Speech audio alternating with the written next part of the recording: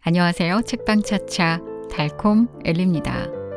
오늘은 아들러 심리학 입문 세 번째 시간이자 그 마지막 시간입니다.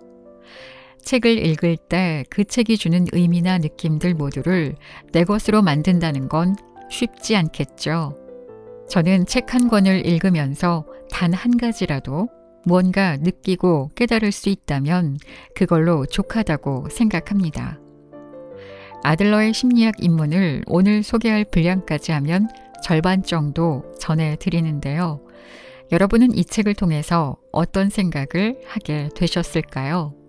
아들러가 1912년 개인 심리학을 자신의 학설로 설명하며 밝힌 지 100년도 넘는 시간이 흘렀습니다. 가끔 책을 읽으면서 100년 전 사람들은 그때 어떻게 이런 걸 스스로 깨달았을까? 이런 생각들을 어떻게 정리해낼 수 있었을까 감탄하게 됩니다. 우리들은 100년 전에 비해 많은 것들이 변화된 환경에서 보다 편리하고 빠르고 간단하게 오늘을 살아가고 있습니다. 하지만 가끔은 너무 빠르고 편리하다 보니 내 마음은 지금 어디쯤 있는지 보살피지 못한 채 지나쳐 버릴 때가 있습니다. 몸의 건강은 그렇게도 잘 챙기려 들면서 마음의 건강에는 조금 소홀하지 않았는지 살펴보아야겠습니다.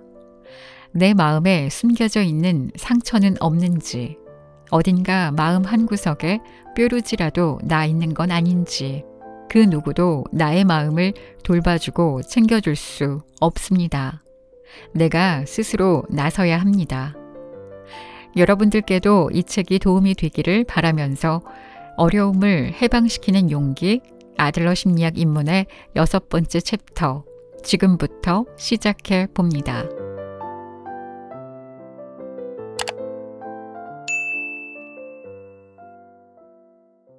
불완전함을 극복하기 위한 올바른 수단. 우리가 사물이나 상황에 대해 취하는 태도는 항상 의미에 의해 결정된다. 여기서 우리는 심리학에 관한 우리의 정의를 이렇게 표현할 수가 있다. 심리학이란 한 개인이 자기의 몸에 대해 취하는 태도에 관한 이해이다. 우리는 또 인간의 마음속에 어째서 커다란 잘못이 생기는지를 이해하기 시작한다. 환경에 잘 적응하지 못하고 환경의 요구를 잘 받아들일 수 없는 몸은 대개 마음에 의해 무거운 짐이라고 여겨진다. 그렇기 때문에 육체적으로 불완전한 신체기관을 가졌다는 이유로 괴로움을 겪는 아이들은 정신적 발달에 있어서 다른 아이들보다 훨씬 커다란 군공에 빠진다. 그들은 자기 몸으로 우월한 지위를 향해 움직이거나 스스로를 통제하기가 보통의 경우보다 어렵다. 똑같은 목표를 달성하려고 할 때도 다른 사람보다 많은 정신적 노력이 필요하며 정신의 집중도도 높여야만 한다. 이에 따라 마음의 부담이 과중해지기 때문에 자기중심적이고 이기적이 되어간다. 만일 아이가 항상 자기의 몸이 불편하다는 사실을 인식해야 하고 움직이는데 곤란을 느끼며 마음을 쓰고 있다면 자기 이외의 것에 주의를 쏟을 여유가 없다. 그 아이는 타인에게 관심을 가질 시간도 자유도 없으며 그 결과 사회 감정이나 협동하는 능력도 다른 사람보다 낮은 상태로 성장하게 된다. 모든 기관이 불완전하다는 것은 확실히 불리한 조건이다. 그렇다고 해서 결코 피할 수 없는 운명도 아니다. 만약 정신이 자신의 본분을 잘 수행하고 모든 어려움을 극복하도록 열심히 훈련한다면 그런 사람들 또한 무거운 짐을 지지 않은 평범한 사람들과 마찬가지로 훌륭하게 성공할 수 있다. 실제로 불완전한 신체기관을 갖고 있는 아이가 장애에도 불구하고 정상적인 사람들보다 더 커다란 업적을 이룩하기도 한다. 그런 경우에 핸디캡은 전진하기 위한 자극인 셈이다. 가령 어떤 소녀는 눈이 비정상이기 때문에 극심한 고통으로 괴로워할지도 모른다. 그는 눈으로 볼 수 있는 세계에 대해 다른 사람들보다 더 주의를 기울인다. 그는 여러 가지 색이나 형태로 판별하는 일에 누구보다도 흥미를 갖는다. 결과적으로 그는 사소한 차이에 주의를 기울여 고토할 필요가 전혀 없는 다른 아이들보다 가시적 세계에 대해 위대한 경험을 갖게 된다. 이렇게 해서 불완전한 기관은 귀중한 이점의 원천이 될 수 있다. 그러나 그럴 수 있는 경우는 마음이 모든 역경을 극복하기 위한 올바른 수단을 발견했을 때에만 가능하다. 불완전한 시력으로 고민했다는 화가나 시인의 경우를 우리는 잘 알고 있다.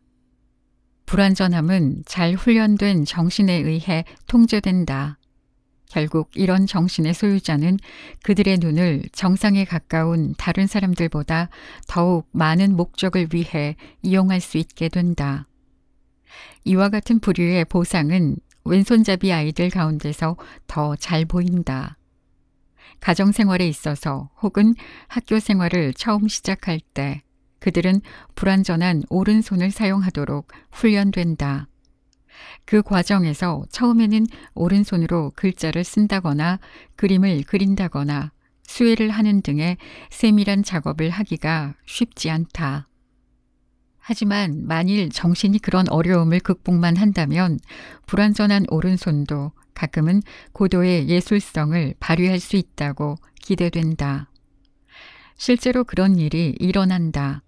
많은 사례에서 볼 수 있듯이 왼손잡이 아이는 다른 아이보다 글씨나 그림 실력이 뛰어나며 수의 솜씨도 훌륭하다. 그들은 올바른 기술을 배움으로써 흥미나 훈련이나 연습에 의해 불리한 점을 이점으로 변화시켜 갔기 때문이다. 전체를 위해서 공헌하고 싶어 한다거나 자신뿐만 아니라 타인에게도 관심을 갖고 있는 아이들은 자신의 결함을 고치려는 훈련에 성공할 수 있다.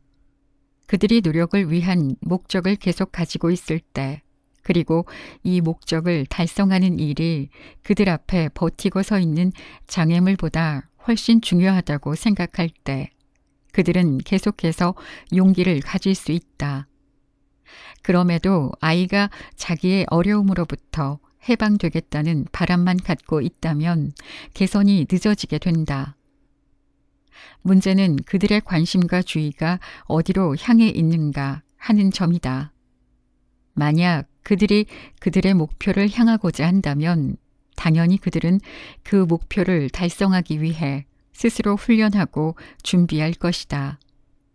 어려움이란 성공에 이르는 도중에 극복되어야만 하는 것 이상도 이하도 아니다.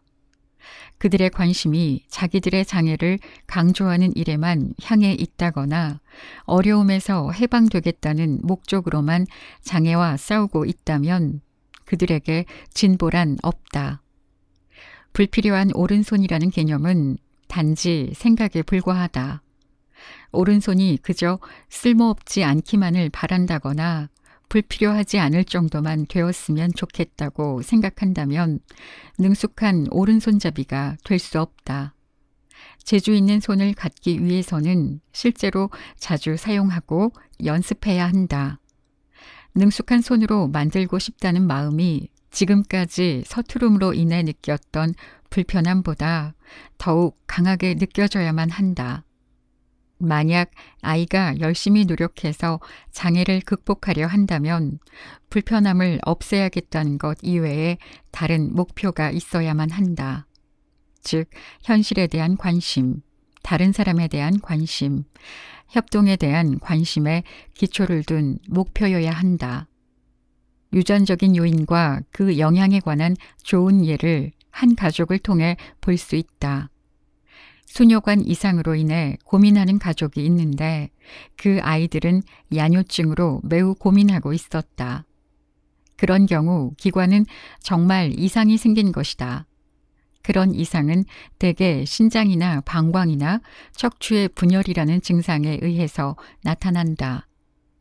그 부분의 피부에 태어나면서부터 반점이 있는 것을 보면서 요추 부분의 불완전함 때문이라고 추측할 수도 있다. 그렇지만 야뇨증은 반드시 열등한 기관에 의해서만 설명되는 것은 아니다. 아이는 그 기관의 지배를 받고 있는 게 아니라 그 나름대로의 방법으로 모든 기관을 이용하고 있다. 가령 어떤 아이들은 밤에는 오줌을 누지만 낮에는 결코 그런 일이 없다. 이 습관은 종종 환경이나 부모의 태도가 변했을 때 사라진다. 지적 장애아인 경우는 별도로 하고 야뇨증은 아이가 자신의 불완전한 기관을 뭔가 다른 목적을 위해 사용하는 걸 그만둔다면 극복될 수 있다. 하지만 야뇨증으로 시달리고 있는 아이들은 주로 그 문제가 극복되도록 자극받지 않고 단지 그 일을 계속해 가도록 자극받는다. 현명한 어머니만이 올바른 훈련을 시킬 수 있다. 만일 어머니가 미숙하다면 불필요한 약점이 계속 남게 된다. 신장이나 방광장애로 고생하는 가족을 보면 배뇨에 관한 일이 지나치게 강조되고 있음을 볼 수 있다. 그런 경우에 어머니는 야뇨증을 고쳐주기 위해 잘못된 훈련을 시키고 있는 셈이다. 아이가 이런 행동들에 얼마만큼의 가치가 주어지고 있는지를 깨닫는다면 그는 즉각 반항할 것이다. 또 아이가 어머니의 행동에 반항한다면 그는 언제든 어머니의 최대 약점을 찔러 공격하는 방법을 발견하게 될 것이다. 협력하도록 훈련되지 않은 아이. 어떤 외계의 방문자가 지구라는 혹성을 관찰한다고 상상해보자. 그는 반드시 다음과 같은 결론을 얻을 것이다. 각종 조직이나 제도를 만들고 안전을 위해서 모든 노력을 기울이며 비를 피할 목적으로 집을 짓고 몸을 따스히 하기 위해 의복을 만들고 여행을 낙으로 삼기 위해 길을 만든 인간들은 확실히 자기 자신을 지상의 모든 생물 중에서 가장 약하다고 느끼고 있음에 틀림없다라고. 사실 어떤 의미에서 인간은 모든 피조물 가운데 가장 약하다. 우리는 사자나 고릴라와 같은 강한 힘을 갖고 있지 않다. 이에 비해 다른 동물들은 생존하기 위해서 숱한 위험에 혼자 맞서는 일에 매우 빨리 적응한다. 어떤 동물들은 자기의 약함을 집단에 의해서 보호받는다. 즉, 그들은 무리를 지어서 생활한다. 그런데 인간은 세계의 다른 곳에서 발견할 수 있는 어떤 종들보다도 훨씬 복잡하고 깊은 협동을 필요로 한다. 인간의 자손은 특히 약하며 수년에 걸친 도움과 보호를 필요로 한다. 협력하지 않으면 환경에 완전히 굴복해 버릴 수도 있다는 뜻이다. 어떠한 인간도 한때는 가장 약하고 어렸던 적이 있다. 이런 점을 생각하면 모든 면에 있어서 협력하도록 훈련되지 않은 아이는 결국 고정적인 열등감과 비관주의를 가질 수밖에 없게 된다는 사실이 이해된다. 또한 우리의 인생이 가장 협력적인 사람에게조차 여러 가지 문제를 계속 제기한다는 사실도 이해하게 된다. 어떤 개인도 우월이라는 자기의 궁극적인 목표나 환경을 완전히 지배하려는 목표에 도달하는 위치까지 다다를 수는 없다. 인생은 너무 짧으며 우리의 육체는 너무도 약하다. 그러나 다행히도 인생의 세 가지 문제에는 언제라도 풍부하고 충실한 해결책이 있다. 우리는 언제나 한 가지 해결책에 가까이 갈 수는 있지만 자기가 달성한 바에 계속 만족한 채 머무를 수는 없다. 협력은 어떤 경우에도 계속된다. 협력적인 개인의 경우에는 우리가 공동으로 처해 있는 상황을 개선하려고 노력하며 희망으로 가슴이 벅차고 공헌으로 가득 차게 된다. 나의 견해로는 우리 인생의 최고 목표에 도달할 수 없다는 사실에 대해서 아무도 염려하지는 않으리라고 본다. 만일 우리가 이제 더 이상의 어떠한 역경도 없는 위치에 도달했다고 상상해 보면 그런 상황에 있는 인생이란 지극히 따분하리라 생각된다. 그렇게 된다면 모든 일은 성취될 수 있으며 만사가 미리 예정되어 버릴 것이다. 그 후로는 예기치 않았던 기회를 한 번도 가질 수 없게 된다. 장래에 기대하는 일은 아무것도 없게 된다. 인생에 대한 우리의 관심은 주로 우리가 확신을 갖지 못하고 있는 데서 유래한다. 만일 우리가 만사에 확신을 갖고 모든 걸 다 알고 있다면 결국 토론이나 발견 따위는 없을 것이다. 과학도 종말에 다다라 우리 주위의 우주도 지나치게 반복되는 이야기에 지나지 않을지 모른다. 달성될 수 없는 목표를 위해 우리에게 용기를 불어넣어주는 예술이나 종교 역시도 아무런 의미를 갖지 않게 될 것이다. 인생이 그렇게 간단하게 연속되지 않는다는 사실은 엄밀히 말해 우리에게 행운이다. 인간의 여러 가지 노력은 계속되고 우리는 항상 새로운 문제를 발견하고 발명할 수도 있으며 협력과 공헌을 위한 새로운 기회를 만들어내는 일도 가능하다. 정신병 환자들은 처음부터 움직임이 통제되어 버린다. 인생의 문제에 있어서 그가 내리는 해결은 저급한 수준에 미치며 따라서 그가 받는 어려움도 가중된다. 하지만 정상적인 사람은 자기가 부딪히는 모든 문제에 대한 해답을 뒤로하고 새로운 역경과 과감히 맞서며 즉각 해결에 도달할 수 있다. 이런 식으로 해서 그는 타인에게 공헌할 수가 있으며 타인에게 뒤지지 않고 주위 사람에게 신세를 지지도 않는다. 그는 특별한 배려를 필요로 하지 않으며 요구하지도 않는다. 오히려 그는 용기와 자립심을 갖고 사회 감정을 조화시켜 나가면서 자기의 문제를 해결하기 위해 전진해 간다. 5월이라는 목표는 개개인에게 있어서 매우 개인적이며 독창적인 것이다. 그 목표는 한 사람이 인생에 부여한 의미에 의존한다. 그리고 이 의미란 언어의 문제가 아니다. 그 사람의 독특한 인생 방식 속에서 만들어지며 스스로 창작한 기묘한 멜로디처럼 인생을 관통하여 울려 퍼진다. 그는 자기의 인생 방식 속에서의 목표를 한 번에 도식화할 수 있다는 듯이 표현하지 않는다.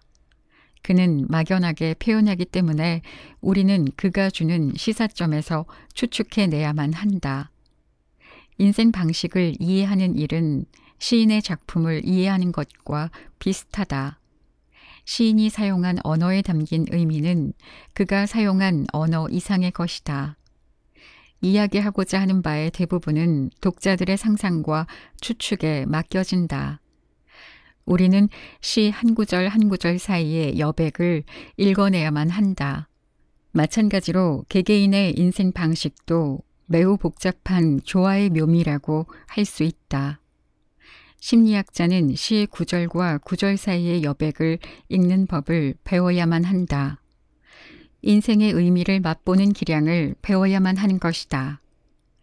인생의 의미란 인생의 최초 4, 5년 사이에 만들어진다.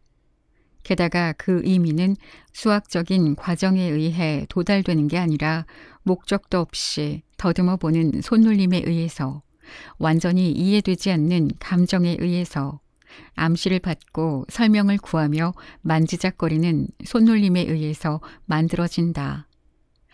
5월이라는 목표도 마찬가지로 손의 더듬거림과 추측에 의해서 결정된다. 그것은 동적인 경향이며 생명을 건 탐구라 할 수 있다. 지도 위에 보인다거나 지리학적으로 결정되는 게 아닌 것이다. 아무도 자기의 5월 목표를 확실히 알지 못한다. 비교적 분명히 드러나는 개인의 직업적 목표는 다양한 목표 중에 일부분에 불과하다. 게다가 목표가 구체적으로 보이는 경우라 할지라도 그 목표를 위해 노력을 기울이는 방법은 수없이 변할 수 있다. 가령 의사가 되고 싶은 어떤 사람이 있다고 하자. 의사가 되고 싶다는 바람은 상당히 많은 의미를 내포하고 있다. 그는 내과 전문의라든가 아니면 생물학 전문가가 되고 싶을 수 있다. 그는 여러 가지 활동을 통해서 자기 자신이나 타인에 대한 나름대로의 독특한 관심을 나타낼 것이다. 우리는 그가 어느 정도까지 동료에게 도움이 되려고 훈련을 하는지, 또 어느 정도까지 타인을 도울지에 대한 한계를 정하는지 보게 된다. 그는 이런 목표로서 특정한 열등감에 대해 보상하고자 한다. 우리는 그의 직업 혹은 다른 분야에서 드러나는 모습을 통해 그가 보상하려고 하는 특정한 감정을 추측할 수 있어야 한다. 우리는 간혹 의사들이 매우 어린 시절에 죽음에 대한 사실을 이미 알고 있었다는 점을 발견한다. 죽음은 그들에게 인간의 불안적인 요소들 중에서 가장 충격적인 인상을 준 경우가 많다. 아마도 그들의 형제나 부모가 죽었던 경험이 있을 것이다. 그리하여 그들이 나중에 받는 훈련은 자신을 위해서건 타인을 위해서건 죽음에 대해 더욱 확실한 길을 찾는 방향으로 계속 나아가게 한다. 다른 누군가는 교사가 되는 일을 자기의 구체적인 목표로 삼는다. 그러나 우리가 잘 알고 있듯이 교사들도 실로 여러 유형이 있다. 만약 교사가 저급한 정도의 사회 감정밖에 갖고 있지 않다면 교사가 되겠다는 그의 5월 목표는 자기보다 열등한 사람들 사이에서 지배적인 위치에 있고 싶다는 의미일 수도 있다. 반면 고도의 사회 감정을 갖고 있는 교사는 자기의 제자들을 동등한 사람으로 취급한다. 따라서 그는 인류의 복리에 진심으로 공헌하기를 바란다. 우리는 여기서 교사들의 능력이나 관심이 얼마나 다를 수 있는지, 또 이러한 모든 표현이 그들의 목표에 얼마나 중요한지에 대해 설명하는 것만으로 충분하다. 하나의 목표가 구체적이 되면 개인의 무한한 잠재력은 이 목표에 적합하게 축소되고 한정되지 않으면 안 된다. 하지만 목표 전체, 그 원형은 항상 이러한 한계를 조정하여 어떤 상황 아래에서라도 인생에 부여한 의미와 우월감을 잡기 위한 궁극적인 이상을 표현하려 든다. 그러므로 우리는 모든 개인들이 표현하는 그 이면의 것을 보아야 한다. 개개인은 자기의 목표를 구체적으로 할 때 그 방법을 변화시킬 수도 있다. 그것은 마치 그가 자신의 구체적인 목표의 하나인 직업을 바꾸는 일과 같다. 우리는 이때도 역시 저류를 이루는 인격의 통일된 일관성을 탐구해내지 않으면 안 된다. 이 일관성은 모든 표현 속에 정착해 있다. 정삼각형을 여러 가지 다른 위치에 놓고 볼 때 삼각형의 모양은 언제나 똑같다는 사실을 발견하게 된다. 항상 공통적으로 일치되는 원형이라고도 할 수 있다. 그 내용은 하나의 표현에 의해서는 결코 다 표현해낼 수 없으며 단지 원형을 모든 표현들 속에서 인정할 수 있을 뿐이다. 모든 표현은 문제 해결에 도움이 된다. 우월한 입장에 도달하기 위한 인간의 노력은 그 사람의 인격 전체를 아는 열쇠가 되기 때문에 그로부터 우리는 개인의 모든 정신생활과 만날 수 있다. 이 사실을 인식하는 것은 개개인의 인생 방식을 이해하려는 우리의 과제에 두 가지 커다란 도움을 준다. 첫째, 우리가 선택하는 어떤 곳에서나 출발할 수 있다. 모든 표현은 우리들이 같은 방향을 돌며 인격이 형성되는 유일한 동기와 유일한 특수성으로 이끌어간다. 둘째, 우리에게는 막대한 양의 재료가 주어져 있다. 모든 언어, 생각, 행동이 우리 인간의 이해에 도움이 된다. 우리가 어떠한 하나의 표현에 대해서 너무 성급하게 생각할 때 범하게 되기도 하는 과오 역시도 수없이 많은 다른 표현에 의해서 다시 생각되고 시정될 수 있다. 우리는 어떤 표현의 의미에 대해 그 의미가 전체 속에서 차지하고 있는 역할을 이해할 때까지 단적으로 결정 내릴 수 없다. 그렇지만 결국 모든 표현은 같은 바를 말하고 있으며 문제의 해결에 도움을 준다. 우리는 토기의 파편, 도구나 건물에 파손된 벽, 파괴된 기념비나 파피루스의 파편 등을 발견하고 그 부분들을 근거로 이미 소멸된 것들을 다루는 일을 하지 않는다. 인간의 내적으로 조직화된 모든 측면, 즉 우리 앞에 그 자신의 의미를 부단히 새롭게 드러내는 살아있는 인격과 맞서는 것이다. 그렇지만 인간의 이해는 그리 쉬운 일이 아니다. 개인 심리학은 배우고 실천하기가 가장 어려운 학문일지도 모른다.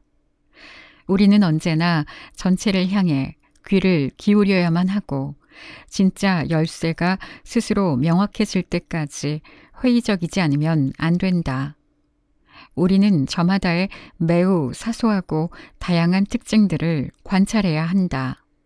그 사람이 방에 들어오는 방법, 인사나 악수하는 모습, 웃음, 걸음걸이 등등으로부터 힌트를 얻어내야 하기 때문이다. 우리가 어떤 하나의 측면만 생각하면 그것만 가지고는 갈팡질팡하게 된다. 다른 여러 가지 면을 확인함으로써 시정하고 확증하는 단계를 거쳐야 하는 이유이다. 가령 우리는 그를 이해했다고 느낀다 해도 그 역시 이해하지 않은 것이라면 우리가 옳다고 보증할 수 없다. 함께 통하지 않는 진리는 결코 전체적인 진리가 될 수 없다. 그것은 우리의 이해가 충분하지 않았다는 사실을 보여준다. 아마 이 점을 오해하여 다른 학파는 부정적이거나 혹은 긍정적인 감정전이라는 개념을 끌어냈을 것이다. 이는 개인 심리학적 치료에 있어서는 한 번도 나타난 적이 없는 요인이다. 응석을 부리는데 익숙해져 있는 환자는 단순히 애정을 획득하기 위한 자신의 안이한 방법을 사용하고 있는 것일 수 있다. 그렇지만 지배하기를 원하는 바람이 있다면 아무리 심층에 숨겨져 있다 할지라도 명확하게 드러나게 된다. 만약 우리가 그를 가볍게 보고 넘긴다면 그는 즉시 저기를 나타낸다. 그렇게 되면 치료를 그만둘 수도 있고 반대로 자기를 정당화하고 상대가 후회하도록 만들기 위해서 치료를 계속하기도 한다. 우리가 그를 받아준다거나 또는 가볍게 무시하는 행동은 그를 돕는 일이 되지 못한다. 우리는 한 명의 친구를 대하는 한 사람의 인간으로서 그에게 관심을 보여야만 한다. 어떠한 관심도 그보다 진실할 수도 혹은 객관적일 수도 없다. 우리는 그 자신의 이익을 위해 또 다른 사람들의 행복을 위해 그의 과오를 발견하는 일에 협력해야만 한다. 이 목적을 잘 기억한다면 감정전이를 재촉하는 일 같은 권위자로서의 포즈를 취한다거나 그를 의존적이고 무책임한 사람이 되게 하는 위험스러운 잘못을 저지르지 않고 치료를 끝낼 것이다. 치료 행위는 협동의 실천이며 협동의 테스트이다. 다른 사람에게 순수한 관심을 가질 때에만 비로소 치료에 성공할 수 있다. 눈으로 보고 귀로 들을 수 있어야만 하는 것이다. 그는 우리의 공통 이해를 위해서 자신의 분량만큼 공헌하지 않으면 안 된다. 우리는 이와 함께 그의 태도나 역경을 해명해야만 한다. 사람들의 심적 표현 속에서 가장 계시적인 것은 개인의 기억이다. 그의 기억은 그의 주변, 다시 말해 그 자신의 모든 한계나 모든 상황의 의미를 생각나게 한다. 우연한 기억이란 없다. 개인이 받는 무수한 인상 가운데서 사람들은 어렴풋하게나마 자신의 상황에 관계가 있다고 느끼는 것만을 기억하도록 선택한다. 이와 같이 사람의 기억은 그의 생애 이야기를 대표한다. 이 이야기를 자기 자신에게 반복하여 들려주는 이유는 자신에 대한 경고 혹은 위로를 위해서이다. 또한 자기의 목표를 향해 스스로를 계속 집중시키고 과거의 경험에 의해서 이미 시험해 보았던 활동 태도를 표준 삼아 미래에 직면하게 될 자신을 준비하기도 한다. 기분을 안정시키는데 기억이 도움이 된다는 사실은 일상적인 행동에서도 확실히 볼 수 있다. 만약 어떤 일에 실패하여 낙담한 사람은 그 이전에 경험했던 패배를 곧잘 떠올리게 된다. 만약 그가 우울하다면 그의 기억도 모두 우울하다. 반대로 그가 기분이 좋고 용기로 꽉 차 있을 때에는 전혀 다른 기억을 선택한다. 그가 생각해내는 내용은 즐거워서 그의 낙천주의를 확인해 준다. 이와 같은 방법으로 만약 그가 어떤 문제에 직면해 있다고 느낀다면 그는 그 일을 해결하는 데 도움이 되는 기억을 불러 모으게 된다. 이런 식으로 해서 기억은 꿈과 매우 비슷한 역할을 한다. 어떤 일을 결정해야 하는 상황이 되었을 때 많은 사람들은 그들이 무사히 합격했던 시험에 대한 꿈을 꾼다.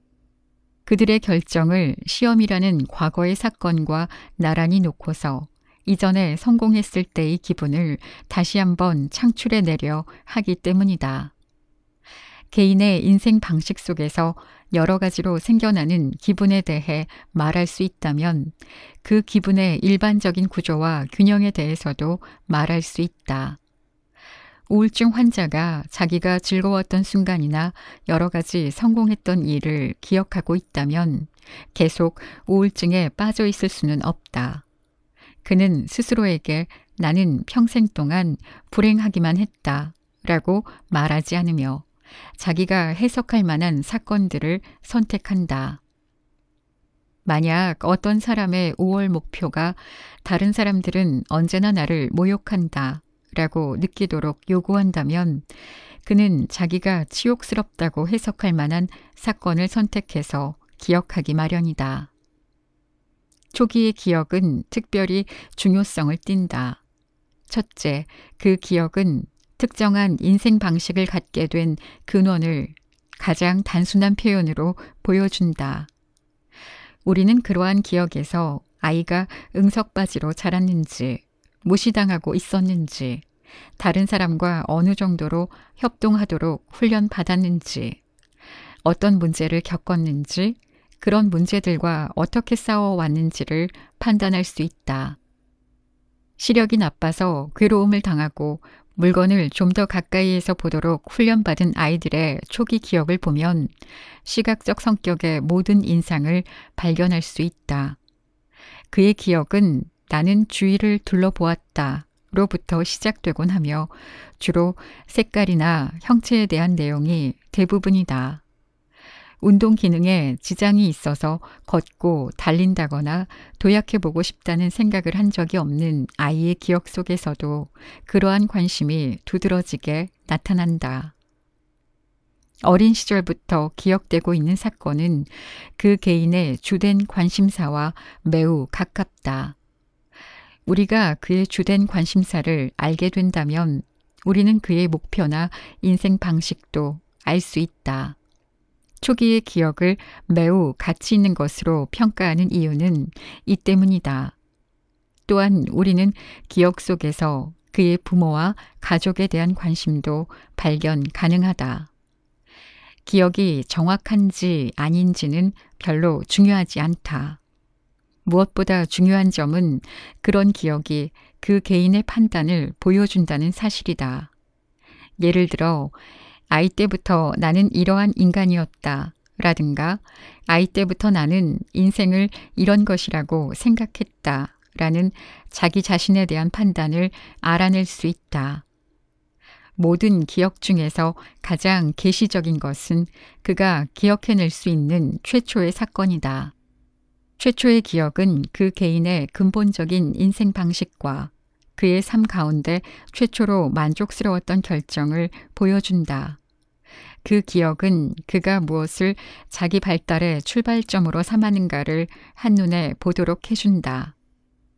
때로 사람들은 어떤 사건이 처음이었는지 기억하지 못하겠다면서 대답을 회피하기도 하고 혹은 고백하지 않는 경우도 있는데 그 자체도 하나의 계시가 된다. 우리는 그들이 자기의 근본적인 의미에 대해 논하고 싶어 하지 않는다는 사실, 그리고 협력할 생각이 없다는 사실을 추측할 수 있다. 사람은 인생 방식을 강화하려는 모든 수단을 준비한다. 인간은 자기의 마음속에 인생 방식을 만들어 놓고 그 방식을 고정하고 강화하기 위한 모든 수단을 준비하고 있다. 그중 매우 중요한 한 가지는 감정을 북돋우는 능력이다.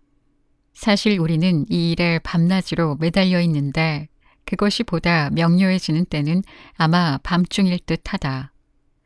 우리가 자기 자신의 꿈에 의해 스스로를 달래는 경우의 예를 들어보자.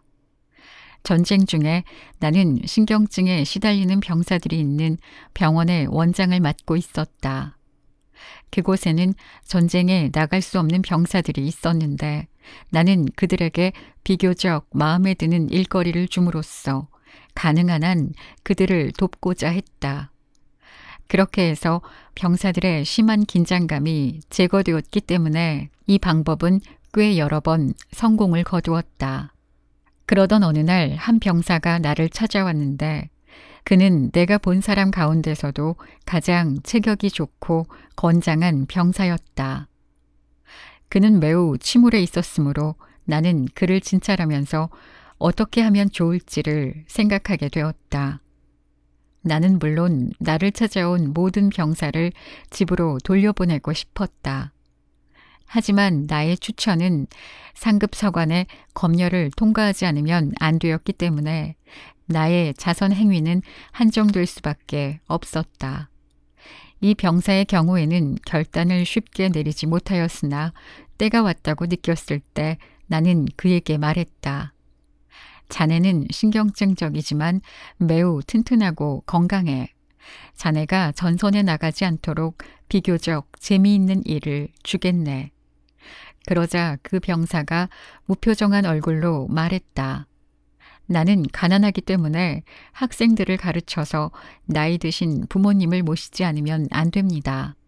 만약 내가 가르치는 일을 못하게 되면 부모님은 돌아가시게 됩니다.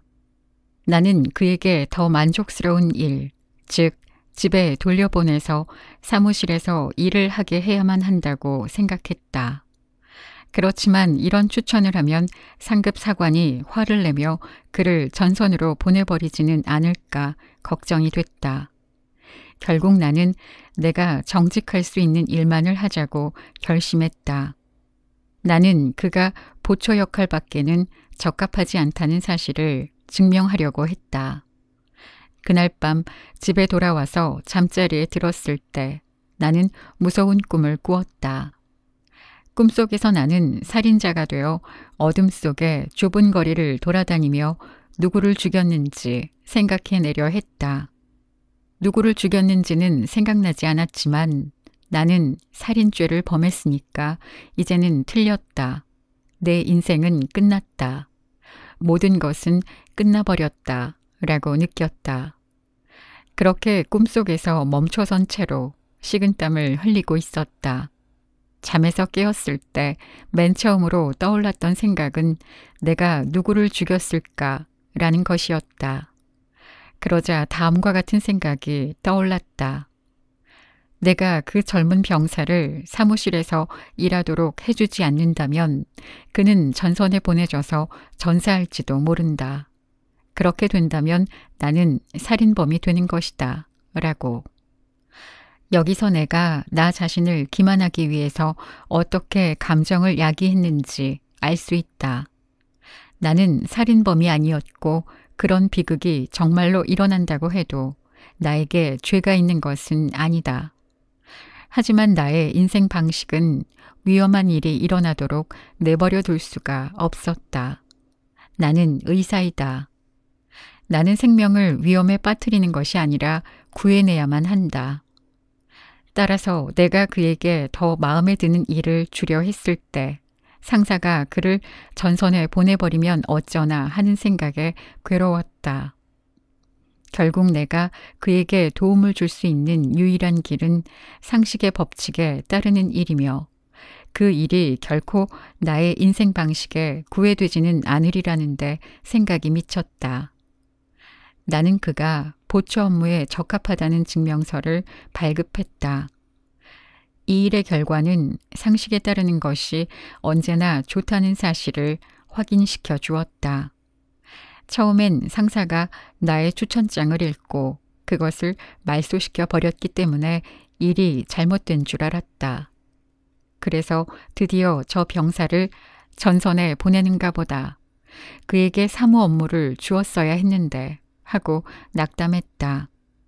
그런데 뜻밖에도 상사가 6개월간 사무직이라고 썼고 뒤늦게야 이 상사가 그 병사에게 좋은 일을 주도록 매수되어 있었다는 사실을 알게 되었다.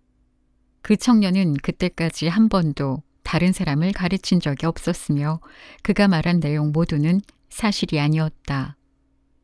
그는 다만 내가 편한 일을 그에게 주어 매수된 상사가 내 추천장에 서명할 수 있게 하기 위해 이야기를 꾸며댔던 것이다.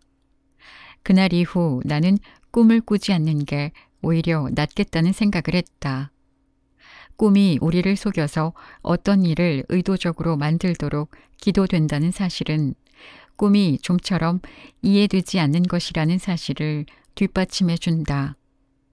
꿈에는 많은 변주가 있지만 어떤 꿈이나 개인에게 직면한 독특한 상황을 감안해서 인생 방식의 강화가 필요하다고 느껴지는 곳에서 나타난다. 만약 우리가 꿈을 이해하게 된다면 꿈은 우리를 속일 수 없게 된다. 꿈은 우리에게 감정이나 기분을 불러일으킬 수 없게 된다. 우리는 상식적인 방법으로 나가도록 선택해야만 하며 꿈이 제시한 길을 거부해야만 하는 것이다. 만약에 꿈이 이해되어 버리면 꿈의 목적은 상실되고 만다. 하지만 꿈의 해석은 항상 개인적이다. 상징이나 은유를 어떤 공식에 의해 해석하는 일은 불가능하다. 왜냐하면 꿈은 각 개인의 독특한 인생 방식에 의해서 그 자신의 해석으로 만들어진 창조물이기 때문이다. 이제부터 전형적인 꿈의 형태를 몇 가지 간단하게 언급하려고 한다.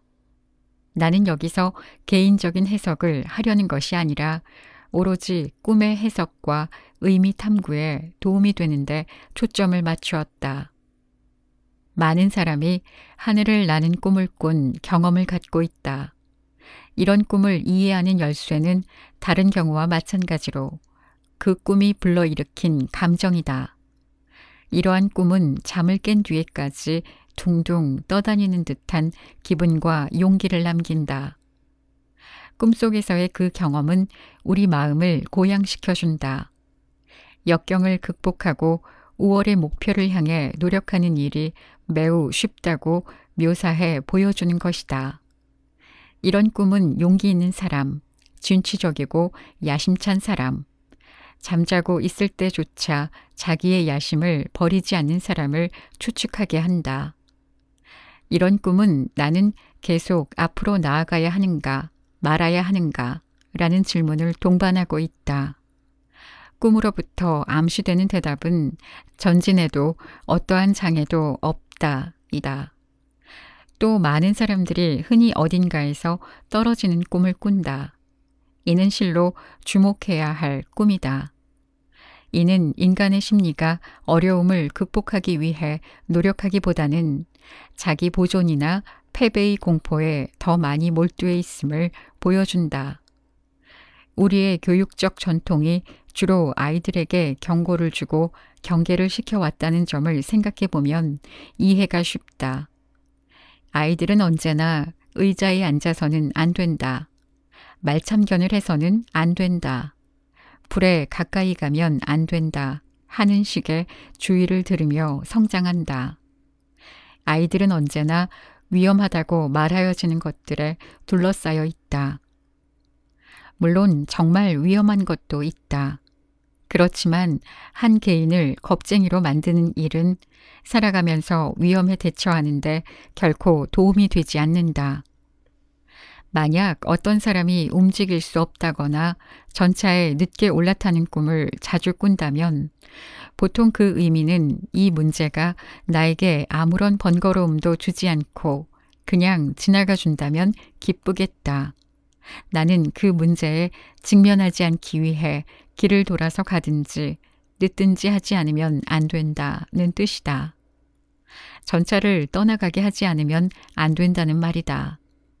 많은 사람이 시험에 대한 꿈도 꾼다. 때로 사람들은 자기들이 꽤 나이를 먹고 나서 시험을 치르고 있는 모습을 보기도 하고 훨씬 옛날에 통과했던 시험을 다시 치러야만 하는 상황을 꿈에서 맞이하고 놀란다. 어떤 사람에게 있어 그 의미는 당신은 눈앞의 문제에 직면할 준비를 할 수 없다는 것이다. 다른 사람에게 있어서 그 의미는 당신은 전에 이 시험에 통과했다.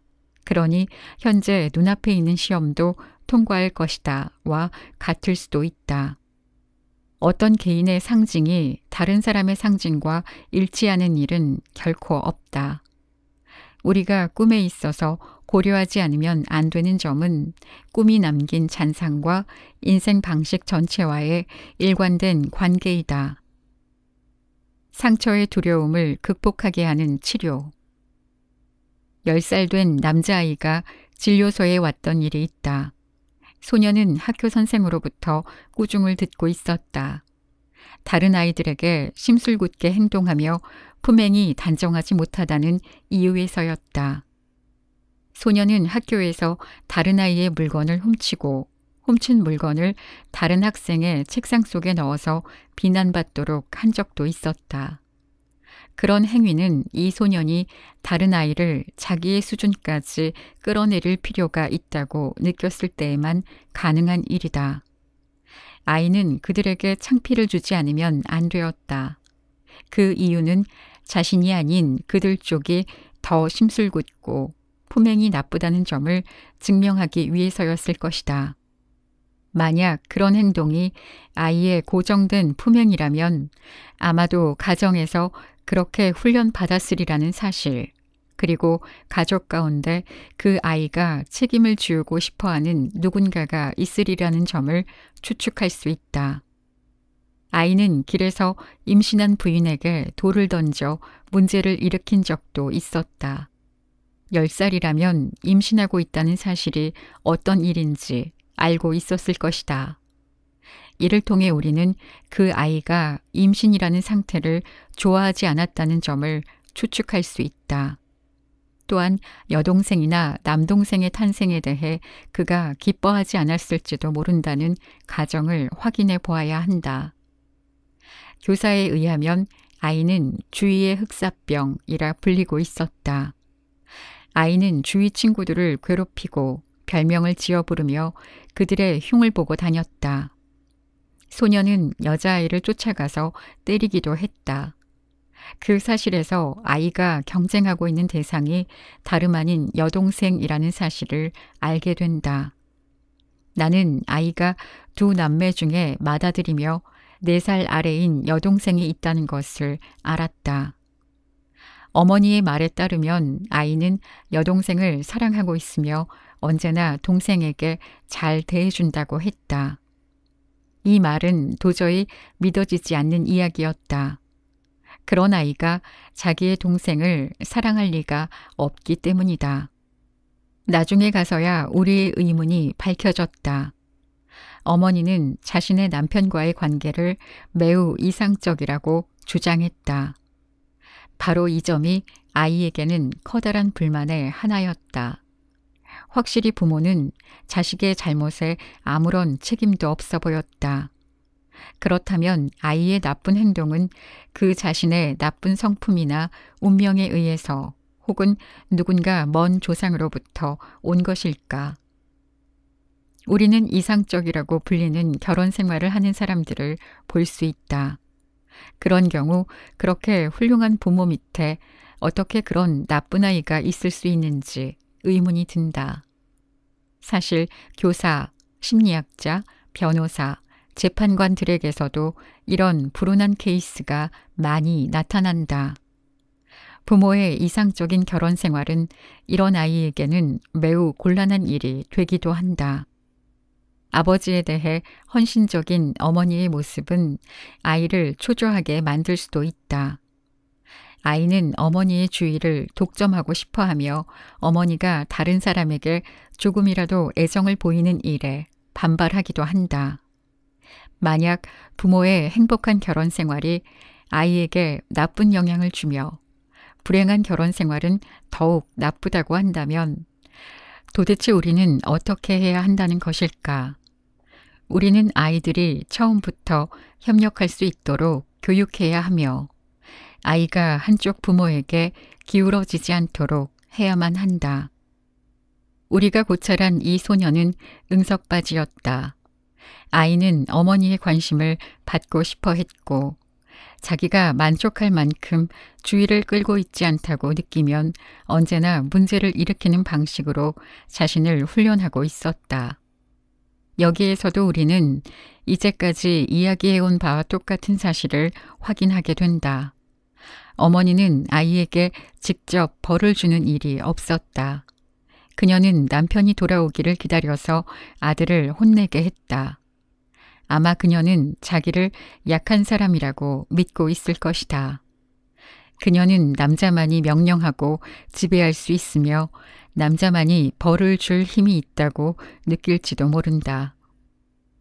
어쩌면 그녀는 자기의 아이가 자기에게 애착을 가져주기를 바라며 그 아이를 잃을까봐 두려워하고 있을 수도 있다. 결국 그녀는 아이가 아버지에게 흥미를 갖고 협동하지 않도록 훈련시키고 있는 셈이다. 따라서 아버지와 아들 사이에는 마찰이 일어날 수밖에 없게 된다. 내가 그 아버지에게 아내나 가족을 사랑하느냐고 묻자 그는 자기 아들 때문에 일을 마친 후 집에 돌아오기가 싫다고 말했다. 그는 자기 아들을 심하게 벌주고 때리는 경우가 자주 있었다. 반면 아이는 자기 아버지를 싫어하지는 않는다고 말했다. 그러나 이 말은 진실이 아니다. 아이는 지적 장애아가 아니기 때문이다. 소녀는 자기의 감정을 매우 훌륭하게 숨기는 방법을 터득했다. 아이는 여동생을 사랑한다고 말하지만 동생과 사이좋게 논 적이 없고 자주 동생을 윽박지르고 발로 차기도 했다. 그는 식당에 침대 겸용 소파에서 자는데 동생은 부모 방의 아동용 침대에서 잔다. 만일 우리가 이 소년과 같은 입장이 되어본다면 부모의 방 안에 있는 아동용 침대에 신경이 쓰이게 마련이다. 이 소년의 마음을 통해서 생각하고 느끼고 보도록 노력해보자. 아이는 어머니의 주의를 자기에게 집중시키고 싶어 한다. 방에는 동생이 어머니 곁에서 잠들어 있다. 아이는 어머니를 자기와 가깝게 만들기 위해서 싸우지 않으면 안 된다. 우리는 이제 왜 소년이 임신한 여성에게 돌을 던졌는지에 대해 전보다 조금 더 이해하게 되었다. 소년은 건강했다. 그는 정상적으로 태어났으며 7개월까지 모유로 자랐다. 처음으로 우유병을 물렸을 때 그는 토했다. 아이의 구토는 3살까지 계속되었다. 아마 틀림없이 아이의 위가 약했을 것이다. 지금은 잘 먹으며 영양 상태도 좋지만 아이는 계속해서 위장에 관심을 두어왔다. 아이는 위장이 자신의 약점이라고 생각하고 있다. 아이는 음식에 대해서 몹시 까다로웠다. 어머니는 아이가 음식을 마음에 들어 하지 않을 때마다 돈을 주어 밖에 나가서 좋아하는 것을 사 먹도록 했다. 그럼에도 불구하고 소녀는 동네를 돌아다니면서 부모님이 자기에게 먹을 것을 충분히 주지 않는다고 말하곤 했다. 이는 상습적인 소년의 계략이다. 그 계략은 언제나 똑같다. 우월감을 탈취하려는 그의 방식은 누군가를 상처 입히는 일이다. 아이의 목표는 다른 사람들의 최대 약점을 찌르는 일이었다. 우리는 지금에야 비로소 소년이 진료소에 왔을 때 이야기해 주었던 꿈을 이해할 수 있는 단계에 도달했다. 꿈의 내용은 이러했다. 나는 서부의 카우보이였어요. 그들은 나를 멕시코로 보냈죠. 나는 미국으로 가는 길을 싸우면서 가야만 했어요. 어떤 멕시코인이 덤볐을 때 나는 그의 위장 근처를 발로 차버렸어요. 그 꿈의 감정은 나는 적으로 완전 포위되어 있다. 나는 싸우지 않으면 안 된다는 것이다. 미국에서 카우보이는 보통 영웅시된다. 소녀는 사람들의 배를 발로 차는 행동이 영웅적이라 생각하고 있었다. 아이의 인생에서 위장이 중요한 역할을 하고 있음은 앞서 살펴본 바와 같다. 아이는 위장을 최대의 약점으로 생각하고 있는 것이다.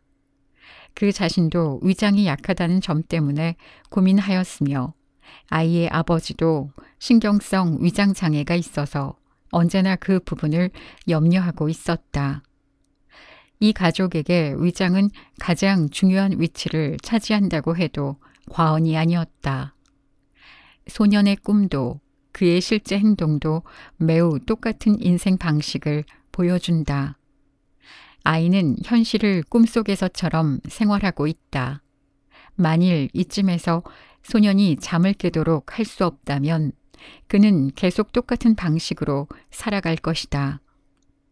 그는 아버지나 동생이나 작은 아이들, 특히 여자아이들과 투쟁할 뿐 아니라 그의 이런 투쟁을 저지하려는 의사와도 싸우려 할 것이다.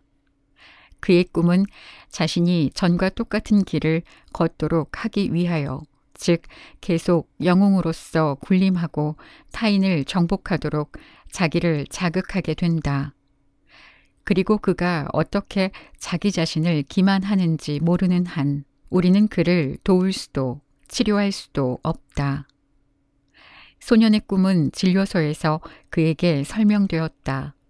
그 꿈의 내용은 나는 적의 나라에서 살고 있다.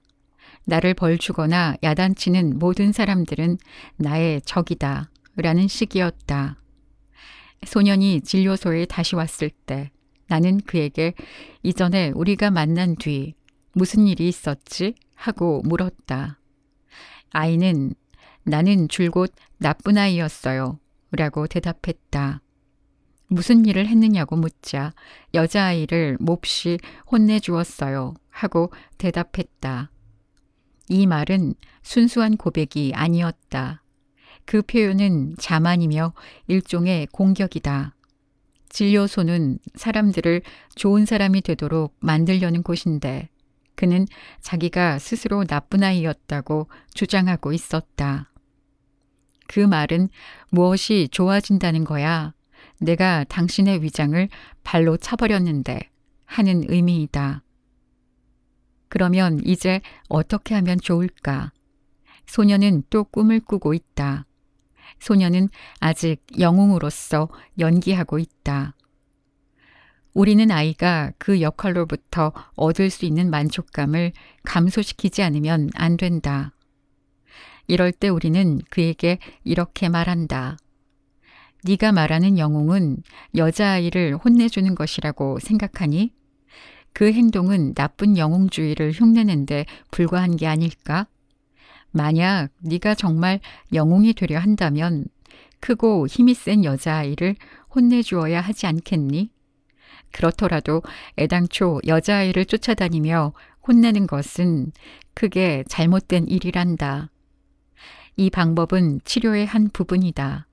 우리는 그의 눈을 뜨게 해서 기존의 인생 방식을 계속 이끌어 나가지 못하도록 제지해야만 한다. 상대방의 수프에 침을 뱉는다 라는 격언처럼 해야 한다. 그래야 그가 자기의 수프를 좋아하지 않게 될 것이다.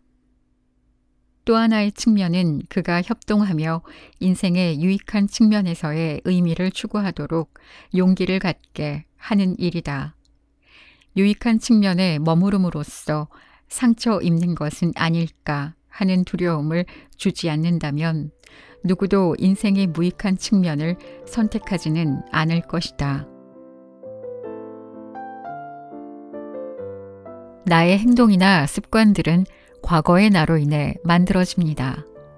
나의 열등감 또한 과거의 나로부터 비롯되는 것이죠. 사람은 누구나 부족한 면이 있고 누군가로부터 무엇으로부터 열등감을 느끼게 됩니다. 하지만 그 열등감에 빠져 허우적대다 보면 나 자신은 비참해지고 앞으로 나아갈 수 없습니다. 과거를 돌아보고 성찰하는 것은 물론 반드시 필요한 일이지만 과거에서 헤어나오지 못하고 과거만 돌아보고 살면 지금의 나도 앞으로의 나도 발전할 수 없겠죠. 그래서 오늘이 내일이 더욱 중요하다는 것은 우리 모두 잘 알고 있습니다. 알지만 쉽지 않은 것이 세상 만사지만 쉽지 않기에 도전할 만한 가치가 있는 것도 사실입니다. 어제도 오늘도 내일도 똑같은 나로 살아간다면 나 자신에게 너무 미안한 일 아닐까요? 점프를 해서 바로 꼭대기로 올라가는 건 불가능한 일입니다. 제가 등산을 하는 걸 참 싫어하는데 헬기를 타고 산 꼭대기에서 바로 내려 경치를 즐길 수 있으면 얼마나 좋겠습니까마는 저에게는 헬기가 없으니까 그저 한 발 한 발 내 발로 오르는 수밖에 없죠. 아무리 멋져 보이는 사람도 등산을 하면 한 발 한 발 오릅니다. 중간에 땀도 나고 다리가 후들거리기도 하고 엄청 힘들어져서 욕도 나오지만 견디고 한 발만 더 나가다 보면 결국에는 꼭대기에 서서 야호를 외칠 수 있게 되잖아요.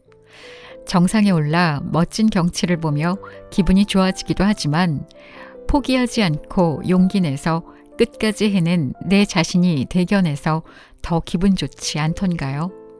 용기를 내봅시다. 뭐 별거 있나요? 내가 행복하고 싶으니까. 인생 한 번뿐인 거.